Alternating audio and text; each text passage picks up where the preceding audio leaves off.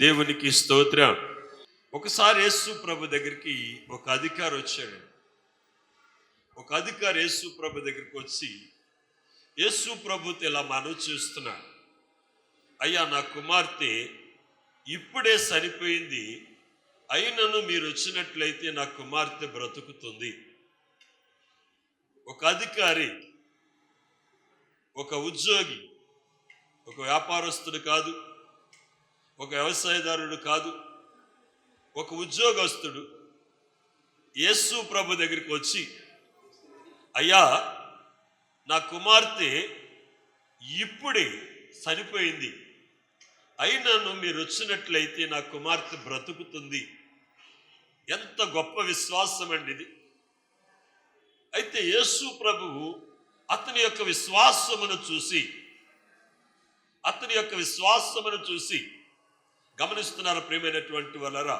మనము దేవుని మందిరానికి వచ్చినప్పుడు దేవుడు మనలో చూసేది, ఏం బట్ట కట్టుకొచ్చావు, నువ్వు ఎలాగొచ్చావు, ఏ స్థితిలో వచ్చావు అనేది దేవుడు చూడట్లేదు, కానీ నీ విశ్వాసమును ప్రభు చూస్తున్నాడు. అర్థమవుతుంది? అర్థం అవట్లేదా? దేవుని సన్నిధిలో దేవునికి మనలో ఏం కనబడాలి? విశ్వాసము కనబడాలి. ఈ ఉదయకాల సమయంలో ప్రభు సన్నిధిలోకి వచ్చిన నీవు విశ్వాసిగా వచ్చావా, లేదా ఏదో దేవునికి నీ ముఖం చూపించుకోవాలని దేవుని సన్నిధికి నీవు వచ్చావా? ఒకసారి ఆలోచన చేయి. ఎందుకంటే మన స్థితి ఎలా ఉందో మనకు తెలుసు. మనం ఏ ఉద్దేశంతో ఇక్కడ కూర్చున్నా మనకు తెలుసు. ఏ ఆలోచన మనలో ఉందో మనకు తెలుసు. ఎటువంటి తలంపు మనలో ఉందో మనకు తెలుసు. ఎందుకంటే మన మనస్సును గూర్చి మనకే తెలుసు, ఇంకెవరికి తెలియదండి. నీ మనసులో ఏముందో నాకు తెలియదు, నా మనసులో ఏముందో నీకు తెలియదండి. నీ మనస్సులో ఒకటి ఉంటుంది, నా మనస్సులో ఒకటి ఉంది, కానీ మన మనస్సులో ఏమున్నదని మనకు తెలుసు కనుక అది దైవ చిత్తానుసారమైందా కాదని మనం చూసుకోవాలి. ఈ యొక్క ఉదయకాల సమయంలో దైవ సన్నిధిలో నువ్వు విశ్వాసిగా నువ్వు వచ్చినట్లయితే దేవుడు నీతో రావడానికి ఇష్టపడతాడు. దేవునికి స్తోత్రం. హల్లెలూయా, హల్లెలూయా. ఇక్కడ ఈ అధికారి అడిగినట్లే చాలా మంది యేసు ప్రభుని అడిగి ఉంటారు, మా ఇంటికి రండి అయ్యా, మా ఇంట్లో సమస్య ఉంది, మా ఇంట్లో అలాగుంది, మా ఇంట్లో ఎలాగుంది, మీరు వచ్చి పాదం పెడితే చాలు, మీరు వచ్చి ప్రార్థన చేస్తే చాలని.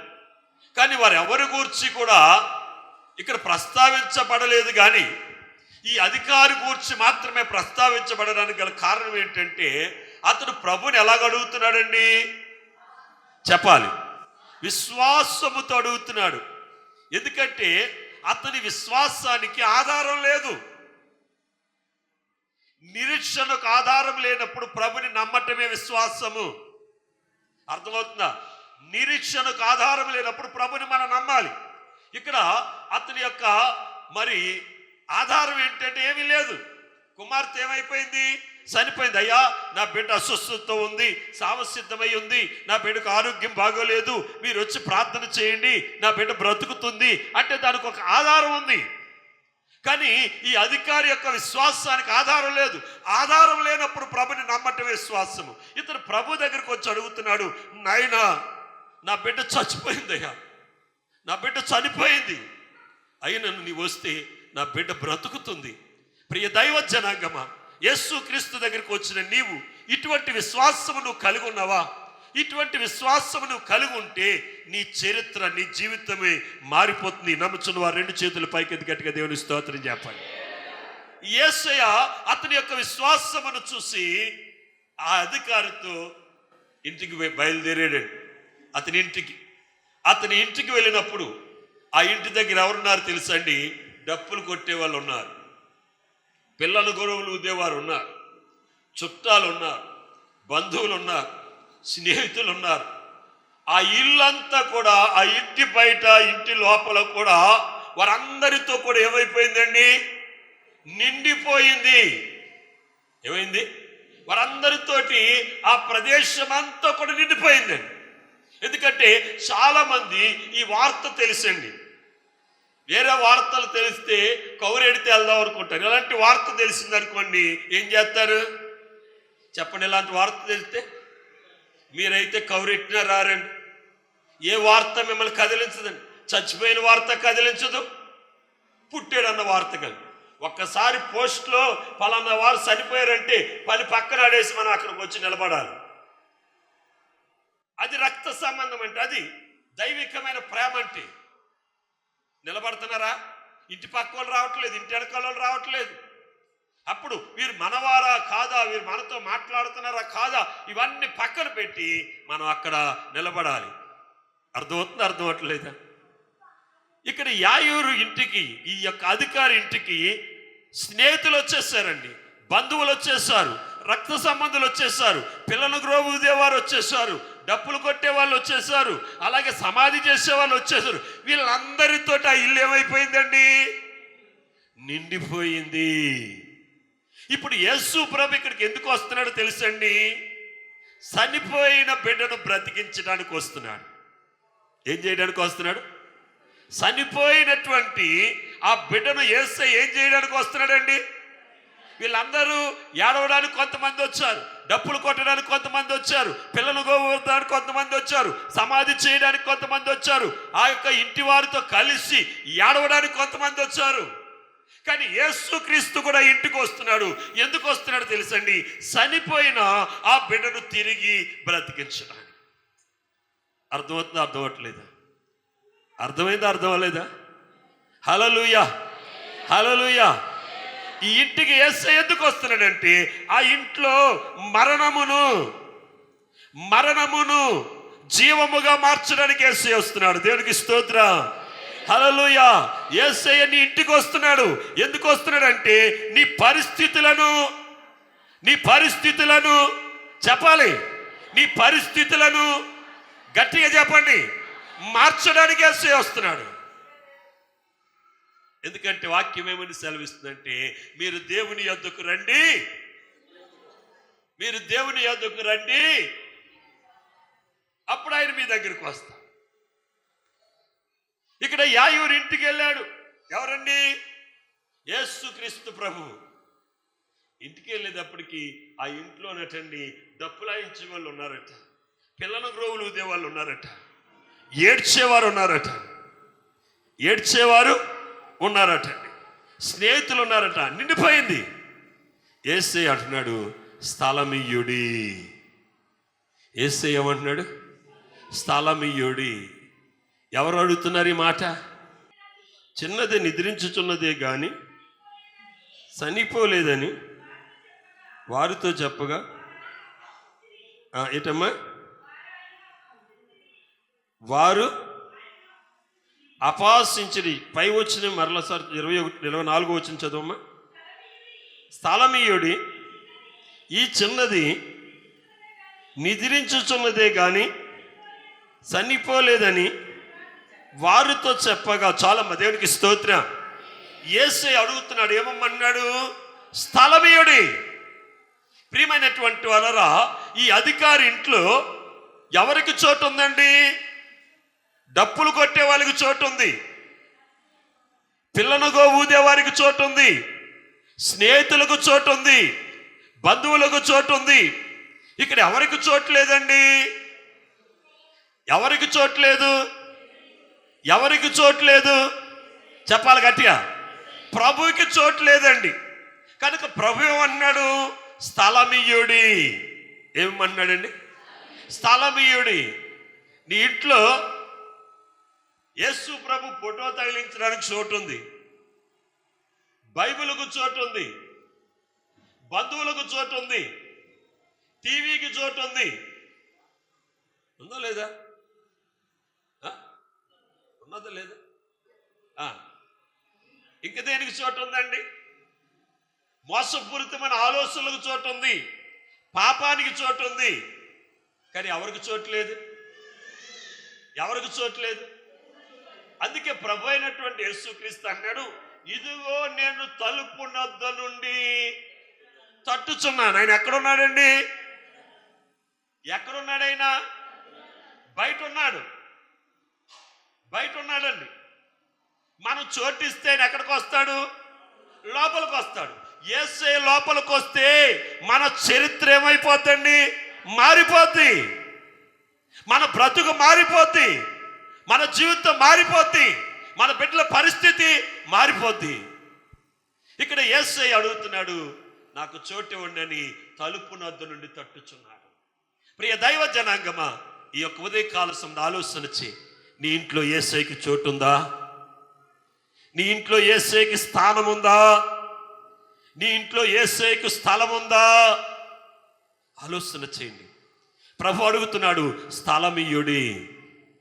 ఇక్కడ మరణము జీవముగా మారాలంటే యేసయ్య ఆ ఇంటి యజమాని అడుగుతున్నాడు, నాకు స్థలమియ్యుడి. యేసయ్య ఏమడుగుతున్నాడండి?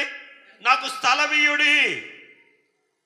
ఈ ఉదయకాల సమయంలో దైవ సన్నిధిలో ఉన్న ప్రియ దైవ జనాంగమా, ప్రభు మనల్ని అడుగుతూ ఉన్నాడు, నాకు స్థలం ఇవ్వండి, నాకు స్థలం ఇవ్వండి, నాకు చోటు ఇవ్వండి. నీ కుటుంబంలో యేసయ్యకు నువ్వు చోటిస్తావా? యేసయ్యకు చోటిస్తావా? యేసయ్యకు నువ్వు చోటిస్తే నీ పరిస్థితి ఏమవుతుందండి? మారిపోతుందండి. యేసయ్యకు చోటిస్తే నీ స్థితి మారిపోతుంది. యేసయ్య చోటిస్తే నీ కుటుంబంలో ఏ దరిద్రం ఉందో ఆ దరిద్రం పోతుంది. యేసయ్యకు చోటిస్తే నీ కుటుంబంలో ఏ అప్పుల బాధ ఉందో అప్పుల బాధలు పోతాయి. యేసయ్యకు చోటిస్తే నీ వ్యాపారం అభివృద్ధి పొందుతుంది. యేసయ్యకు చోటిస్తే నీ వ్యవసాయం అభివృద్ధి పొందుతుంది. యేసయ్య చోటిస్తే నీ బిడ్డలు అభివృద్ధి పొంది ఏలికల మాదిరిగా నీ బిడ్డలు ఉంటారు. నమ్ముచున్న వారు రెండు చేతుల పైకి గట్టిగా దేవుని స్తోత్రం చెప్పండి. హల్లెలూయా, హల్లెలూయా, హల్లెలూయా. మీరు యేసయ్యకు చోటిద్దురుగాక, యేసయ్యకు చోటిద్దురుగాక. గట్టిగా తప్పలు కొట్టి దేవుని మహింపరుద్దాం. గట్టిగా తప్పలు కొట్టి యేసయ్యను మహింపరుద్దాం. ఆలోచించండి, ప్రశ్నించుకోండి, యేసయ్యకు నువ్వు చోటిచ్చావా?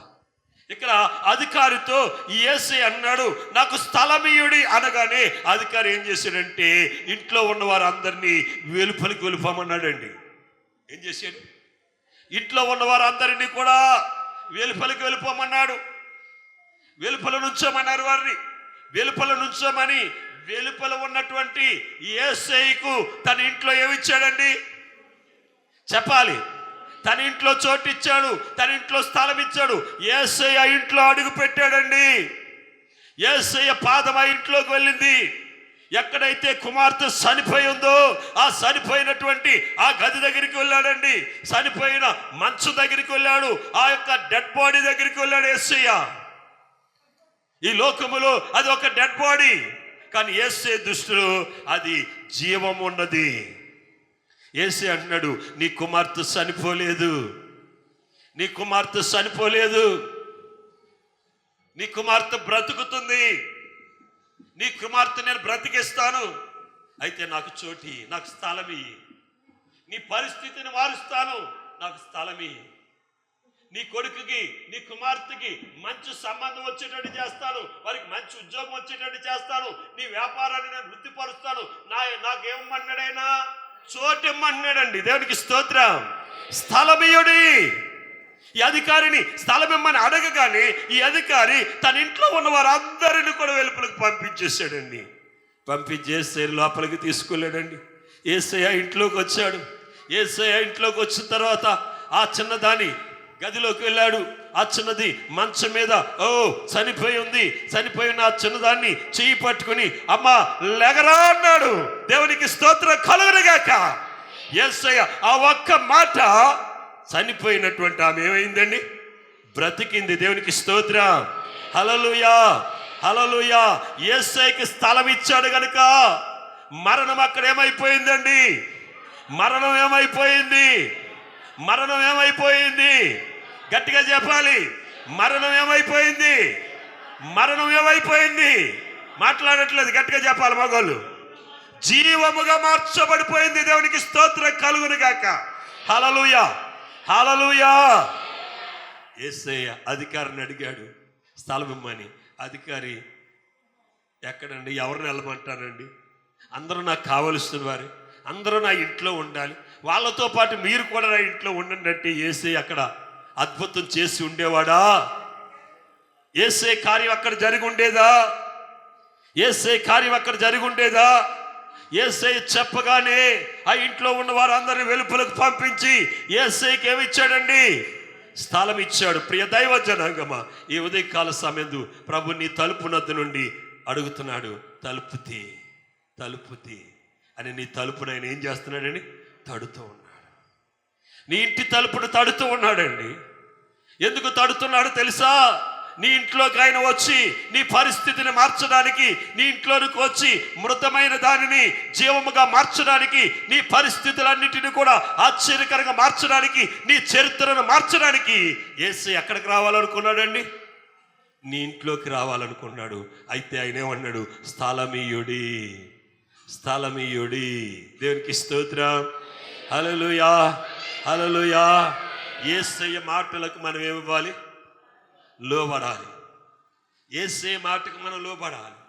యేసయ్య మాట్లాడుతున్నాడు, అధికారితో అన్నాడు, నాకు స్థలమీయుడి, నాకు స్థలమీయుడి. 24 వచ్చిన వరకు ఒకసారి చదవండి. స్థలమీయుడి ఏమంటున్నాడండి? స్థలమీయుడి. ఈ చిన్నది నిద్రించుచున్నదే గాని చనిపోలేదు. ఈ చిన్నది నిద్రించుచున్నదే గాని చనిపోలేదు. యేసయ్య మాట అక్కడ ఉన్న వారందరికీ కూడా ఏం కలుగజేస్తుందండి? విభ్రాంతిని కలుగజేస్తుందండి. ఏంటి ఈయన ఇలా మాట్లాడుతున్నాడు అనుకున్నారు. యేసయ్య మాటలు అలాగే ఉంటాయి. యేసయ్య మాటలు అలాగే ఉంటాయి. నీ తండ్రిని వదిలేసుకోమంటాడు, ఆయన మాట అలాగే ఉంటుంది. నీ బిడ్డలను వదిలేసుకోమంటాడు, ఆయన మాట అలాగే ఉంటుంది. ఏమండి, ఒకరిని అంటున్నాడు, ఒక యవనస్తుని, నీ సమస్తమును విడిచిపెట్టినాడు వెంబడించంటే ఆడంటాడు, నా తండ్రి ఉన్నాడండి, ఆడు బహు ముసలోడండి, నేను పాతిపెట్టి వచ్చి వెంబడిస్తాను. అప్పుడు దాకా రక్షణ ఆగదండి. ఏమండి, చాలా మంది వాళ్ళు ఏమనుకున్నారంటే మరలా ఆదివారం వెళ్దామని అనుకున్నారు. మరలా ఆదివారానికి ఉండేవాడు ఎవడో పోయేవాడు ఎవడెవడికి తెలుసు. దేవునికి స్తోత్రం. హల్లెలూయా. ఈ ఆదివారం నువ్వు ఉన్నావు, వచ్చే ఆదివారం నువ్వు ఉంటావని, ఈ ఆదివారం నేను ఉన్నాను, వచ్చే ఆదివారం నేను ఉంటానని, ఈ ఆదివారం ప్రభు ఎలా మాట్లాడుతున్నాడు, వచ్చే ఆదివారం ఎలా మాట్లాడతాడని ఏమన్నా గ్యారంటీ ఉందా? గ్యారంటీ ఉందా? కనుక మనకి ఇవ్వబడినటువంటి ఈ శ్రేష్టమైన సమయాన్ని మనం ఏం చేయాలి? సద్వినియోగం చేసుకోవాలి. దేవునికి స్తోత్రం కలుగును గాక. గట్టిగా చెప్పండి hallelujah. Praise the lord, praise the lord, praise the lord, praise the lord. ముడుచుకున్నవారు ముడుచుకుంటారు, వికసించేవారు వికసిస్తారు. చేతులేంటి కుష్ఠంలో గాలల్లో అంటే ఎలాగ అంటున్నారు? 2 చేతులు పైకెత్తి దేవునికి స్తోత్రం చెప్పండి. హల్లెలూయా. మనకేం ఎముకలు జబ్బు లేదు కదా, ఉన్నదా? చెప్పండి అమ్మా. గట్టిగా దేవునికి స్తోత్రం. మనం ఎవరిని మహింపరుస్తున్నాం? దేవుడు ఎక్కడ ఉండాలని కోరుకున్నాడు తెలుసండి? నీ స్తుతుల మీద ఆయన కూర్చోవాలనుకున్నాడు. నువ్వు ఒక బంగారు కూర్చేసి అయ్యా మీరు అక్కడ కూర్చోండి అంటే ఆయన కూర్చోవడానికి ఇష్టపడట్లేదండి. ఆయనకి సింహాసనం ఏంటో తెలుసా? నీ కృతజ్ఞతాపూర్వకమైన స్తుతులండి. నీ స్తుతులే ఆయనకి ఏంటి? సింహాసనం అండి. కనుక దేవుణ్ణి మనం ఎప్పుడు కూడా ఏం చేయాలి? స్తుతిస్తూ స్తుతిస్తూ ఉండాలి. ఈ వారం అంతా దేవుడు కాపాడాడు. ఇవాళ నువ్వు తీసుకొచ్చిన అర్పణలో మొదటి అర్పణ ఏంటండి?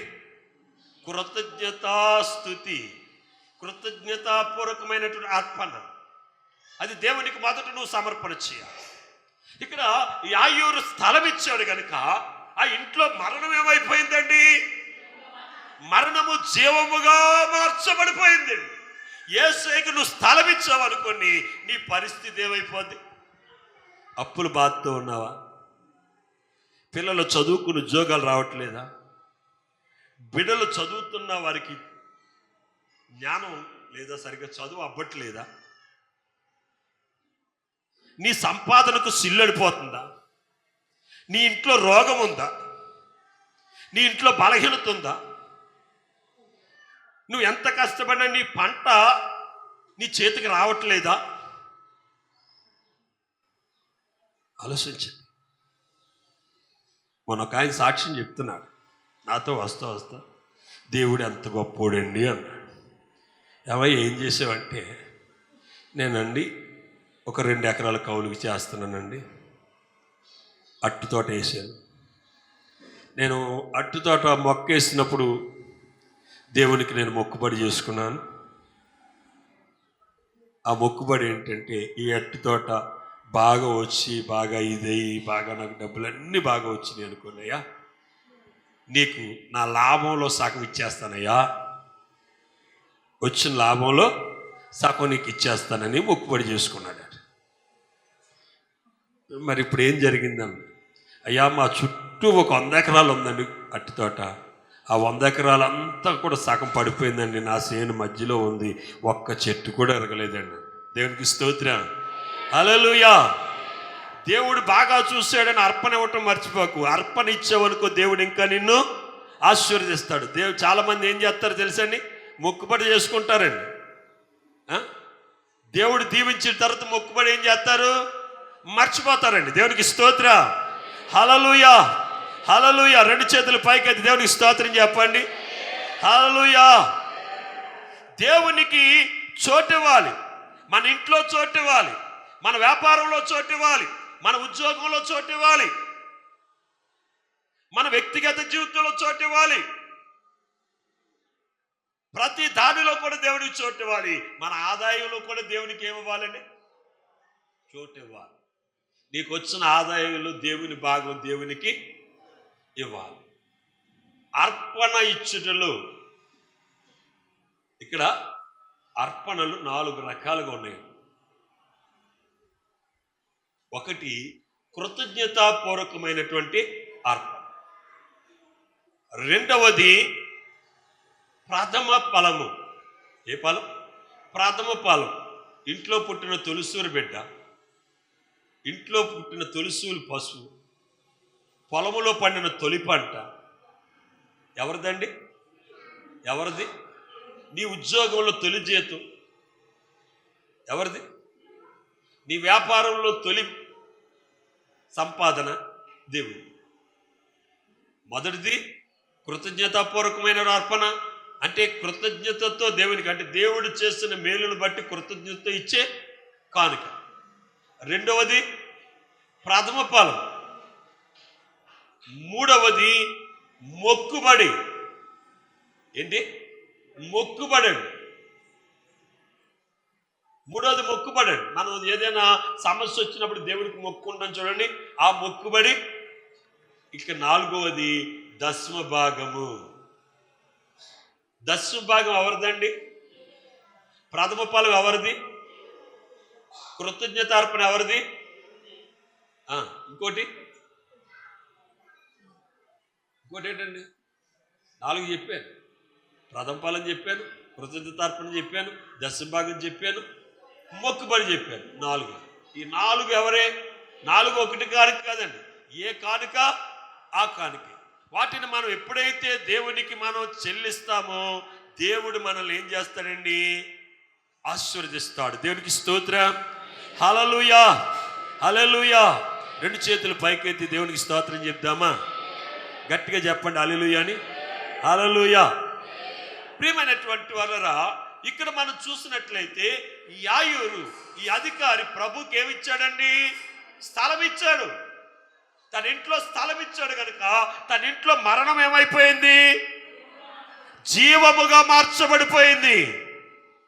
రెండవదిగా మనం చూసినట్లయితే ఒక ప్రవక్త, ఒక దైవజనుడు ఒక శాపం ఇస్తున్నాడండి. ఒక శాపం.